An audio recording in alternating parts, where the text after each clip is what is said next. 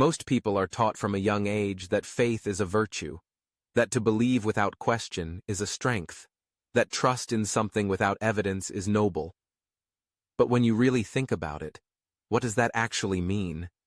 To believe without evidence. To accept something as truth without demanding proof. In any other part of life, that would be considered irresponsible. If a doctor prescribed medicine based only on faith, not science, they'd lose their license. If a pilot flew a plane on faith instead of instruments and training, it would be called reckless. Yet somehow, in religion, that same behavior is applauded. Faith is often presented as the highest form of conviction, but at its core, it's the absence of critical thought. It requires you to suspend skepticism, to stop asking questions, to turn off the part of your brain that looks for inconsistencies, contradictions, or logic. And that's where the conflict starts. Because the process of intelligence, of using reason, skepticism, evidence, and deduction is fundamentally opposed to blind belief. There's a reason the scientific method doesn't include faith. You don't get to test a hypothesis by praying about it. You test it by gathering evidence, by observing outcomes, by challenging assumptions. And if your theory fails, you change your view. Faith doesn't work that way. Faith resists correction. It resists questioning. It resists doubt. It tells you to hold on, even if everything around you points the other way. That's not intelligence. That's willful ignorance. People often say that faith gives them comfort. That's fair. But comfort doesn't equal truth. A lie can be comforting too. A fantasy can be warm and inviting. But intelligence is about dealing with reality as it is, not as we wish it to be. There's something quietly dangerous about the idea that believing without evidence is somehow virtuous. It gives people a license to ignore facts. It discourages curiosity. It tells people that it's okay to stop thinking once they've decided to just have faith. When you look at history, some of the most tragic decisions have come from people acting on faith. Wars have been started, lives destroyed, progress delayed, all because people trusted what they were told by religious leaders without demanding evidence. Galileo was punished not because he was wrong, but because his evidence contradicted the faith-based views of the church. Faith asked the world to remain still, while intelligence showed it was moving.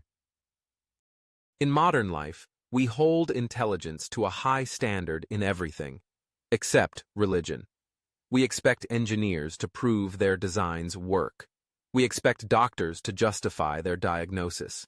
We expect scientists to show data. But when it comes to religion, all that is suddenly off the table. You're not allowed to ask for proof. You're not supposed to challenge the contradictions. You're told that asking questions is a lack of faith. But isn't asking questions exactly what intelligence demands? The human brain evolved to solve problems, detect patterns, and adapt to new information. It's wired for curiosity. It's designed to investigate. That's how we've survived as a species. But faith tells us to accept things without question, to stop the process of thinking when the answers make us uncomfortable.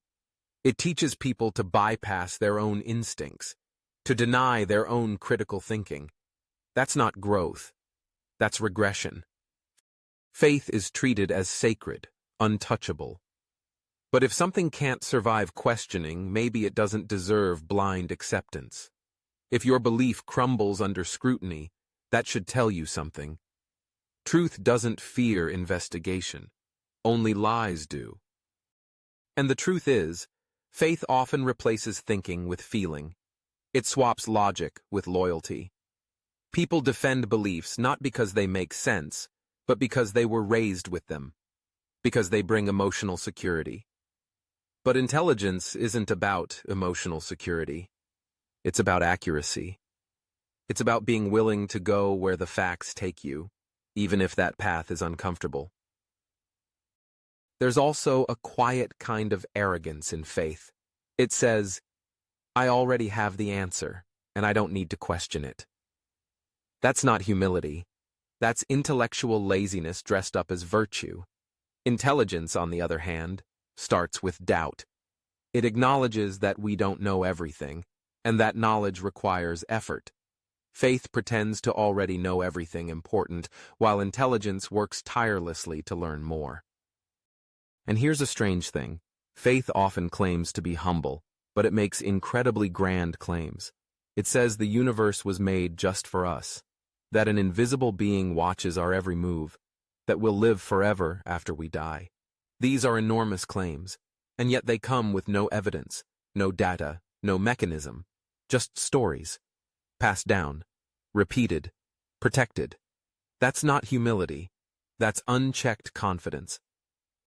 Intelligence teaches us to be suspicious of big claims, to ask, how do you know that? To demand clarity. Faith teaches the opposite. It says, don't ask, just believe.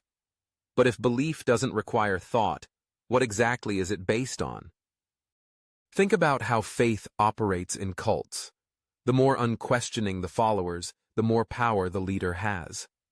That same dynamic applies to religion, just on a larger scale. When people give up their right to question, they hand over their mind. They become easier to manipulate. And once that switch flips, they'll accept anything.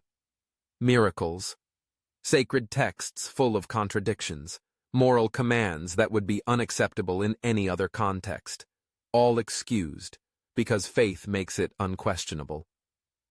This isn't just a philosophical issue. It affects education, politics, ethics. In some parts of the world, kids are taught myths as facts. Evolution is denied. Science is undermined. All because faith is given more authority than evidence. That's not just intellectually dishonest. It's dangerous. When belief is allowed to override facts, we lose our grip on reality. And without reality, you can't make sound decisions. Faith also blurs the line between truth and tradition. People believe things not because they're reasonable, but because their ancestors did. They confuse repetition with validity. But truth isn't a matter of age. An old lie is still a lie. A belief that's been repeated for thousands of years doesn't suddenly become true. And intelligence knows that. It knows that the number of believers doesn't determine the truth of a claim. Faith and intelligence aren't two sides of the same coin. They're pulling in opposite directions. One is about acceptance without reason. The other is about reason without blind acceptance. One shuts down questions. The other invites them. One is stagnant. The other evolves. When people say, you just have to have faith, they usually mean, stop thinking. But thinking is the one thing that has pulled humanity forward. Thinking gave us medicine, technology, rights, knowledge. Faith gave us division, crusades, witch hunts, and inquisitions. That's not to say faith hasn't provided comfort, but so do stories, illusions, and dreams. The question is, do you want comfort, or do you want truth? Faith asks you to stand still in a world that is always moving. Intelligence asks you to grow, to question, to confront the unknown, even when it's uncomfortable. Faith is easy. Intelligence is hard. Faith gives you answers before you've even asked the questions. Intelligence waits, observes, examines. In a world facing climate change, political unrest, scientific breakthroughs, and ethical complexities, we don't need more blind faith. We need clear thinking.